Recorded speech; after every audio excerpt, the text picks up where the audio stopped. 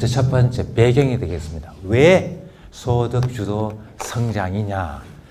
자, 이와 관련돼서는 많이들 들은 이야기들이 시작이 됩니다.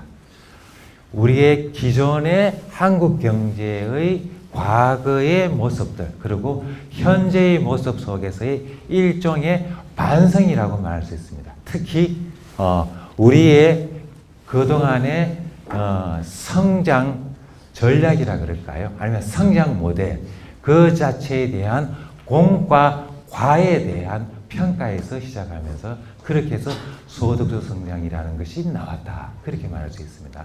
잘 아시다시피 우리의 성장 모델은 국제적으로 그렇게 알려져 있습니다. 수출 대기업을 중심으로 하는 불균형 성장 모델의 대표적인 사례이고 이것을 통해서 적어도 개발도상국에서 아니면 후발국에서 중진국 나아가서 선진국으로 나아갈 수 있는 밑바탕을 만들어냈다라고 알려져 있고 그리고 이것이 실질적으로 유효하게 작동되었던 시절이 있고 또 이것이 서서히 그 수명을 다해가는 시기가 있는데 오늘날 현 시점에서 보면은 적어도 그 수명을 그리고 그 효력이 점점 떨어지고 있는 그래서 이 순기능 이외에 역기능들이 보다 더 드러나는 그런 과정에 있다. 그 핵심적으로 바라보는 것들이 낙수 효과의 약화에 있다. 자, 두 번째 불균형 성장 패러다임의 한계는 여러 곳곳에서 드러나고 있는 경제 부분 내에서의 불균형입니다. 제가 여기서 요약하는 것은 세 가지 불균형 문제가 특히 문제가 된다라는 것이 되겠습니다. 첫 번째 불균형은 기업 소득과 가계 소득 사이의 불균형 문제가 심각하게 발생할 수밖에 없다. 그런 이야기가 되겠습니다. 여기에 두 개의 그래프를 보시면은요, 먼저 오른쪽 그래프를 먼저 보셔야 되겠네요. 이 제목이 잘못 달렸네요. 오른쪽 그래프가 국민소득의 배분이 되겠습니다. 국민소득의 배분, 이제 국민소득이 만들어진 것이 이게 가계와 정부 그리고 기업에 어떻게 배분되어 있고 그것이 어떻게 달라지고 있는가. 특징적으로 눈에 보이는 게 어떻습니까?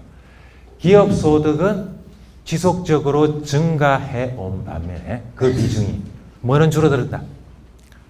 가계 소득의 비중이 지속적으로 감소하고 있다는 것이 되겠습니다. 과거의 성장 과정에서 우리 기업이 아주 중요한 국내 수요의 중요한 국내 시장을 형성하는 만들어내고 일자리 만드는 중요한 역할을 했는데 기업이 벌어들인 소득만큼 제대로 투자가 이루어지고 있지 않다라는 점이 되겠습니다. 이런 점들이 기업 투자 하나에만 의존해서 우리 경제, 특히 우리의 시장 그리고 우리의 먹거리 사업들에 과연 의존하는 게 옳으냐라는 점들에 대한 반성들이 이제 나오게 되는 것이 되겠습니다. 두 번째 이야기할 수 있는 소득 불균형은 생산물 시장에서 사실상 기업들 사이의 소득, 사실은 이제 이익이 되겠습니다. 이익 불균형 문제가 심각하게 발생하고 있다. 그렇게 볼 수 있습니다. 당연히 이제 불균형 성장 모델이 되기 때문에 그로 인해서 대기업에 비해서 중소기업이나 그 다음에 소상공인들의 사실은 교섭력은 취약할 수밖에 없습니다. 이런 취약한 교섭력이라는 것이 결과적으로 소득의 흐름이 대기업 그리고 중소기업 소상공인으로 이렇게 정상적으로 흘러내가야 될 것들이 제대로 흘러들어가지 않고 있다는 점들이 중요한 문제점으로 이야기할 수 있고 또 일부 혹자는 거꾸로 역류 현상도 나타난다. 중소기업과 소상공인의 소득이 대기업으로 거꾸로 흘러들어가는 거 아니냐. 이런 어떤 이제 비판들도 있는 그런 상황이 되겠습니다. 특히 노동시장에서는 여러 가지 측면에서 불균형이 나타나고 있습니다. 임금 격차 문제가 되겠습니다. 임금 격차 문제. 기업 내, 그리고 기업 간, 그리고 성별, 그리고 정규직, 비정규직, 대기업, 중소기업 사이의 사실상의 불균형 문제는 세계적으로도 우리나라는 대단히 높은 수준에 있다는 것들이 국제 비교에서 드러나고 있습니다. 또 하나 지적해야 될 것들은 이 점들이 되겠습니다. 새로운 세계 경제 질서, 이게 과연 얼마나 안착될 수 있을지, 아니면 과도기로 끝날지는 모르겠습니다만, 뭔가 새로운 변화들이 특히 2008년 글로벌 경제 위기 이후에 나타나고 있다는 것이 되겠습니다. 간단하게 그림 보시면은요, 세계 경제 성장률과 세계 무역 증가율 사이의 비율을 이제 계산한 거 보면은 뭔가 뚜렷한 변화가 있습니다. 2010년 이후에 글로벌 경제 위기 이후에 계속해서 세계 무역 증가율이 경제 성장률에 비해서 둔화되고 있는 이런 현상들이 나타나고 있다는 것입니다. 결과적으로 이런 요인들이 복합적으로 작용돼서 결과적으로 우리의 이제 현 주소들은 양쪽에서 어려움들이 겪고 있다. 성장률이 지속적으로 둔화되고 있고, 다른 한편으로는 양극화, 특히 소득 분배의 양극화는 이게 우리 오른쪽 그림에서 보다시피 소득 증가율이 상위 20%와 하위 20% 사이에 계속해서 벌어지고 있고, 이거 경량적으로 그대로 두게 되었을 경우에는 끊임없이 늘어날 것이다.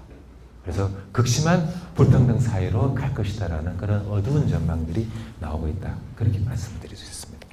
이런 내용들을 바탕으로 해서 이제 문재인 정부의 소득주 성장은 이런 대내 그리고 대외적인 환경의 변화들을 바탕으로 해서 우리 경제의 일종의 경제 패러다임 그리고 정책 패러다임을 바꾸자라는 데서 시작을 하고 있습니다. 이런 대외적인 이제 논의들을 사실상 그대로 한국에 들어올 수는 없습니다. 왜냐하면 미국이나 중국이나 일본의 경제 모습과 우리의 경제 모습은 같지 않으니까요. 그래서 우리식으로 맞는 우리식의 사정에 맞는 그와 같은 정책 패러다임으로서 소득주 성장이라는 것들을 이제 고안해낸 것이고요. 일종의 발상의 전환이고, 그리고 기본 경제 구조 그리고 경제 전략에 대한 반성이 포함된 것이다. 그렇게 볼 수가 있겠습니다.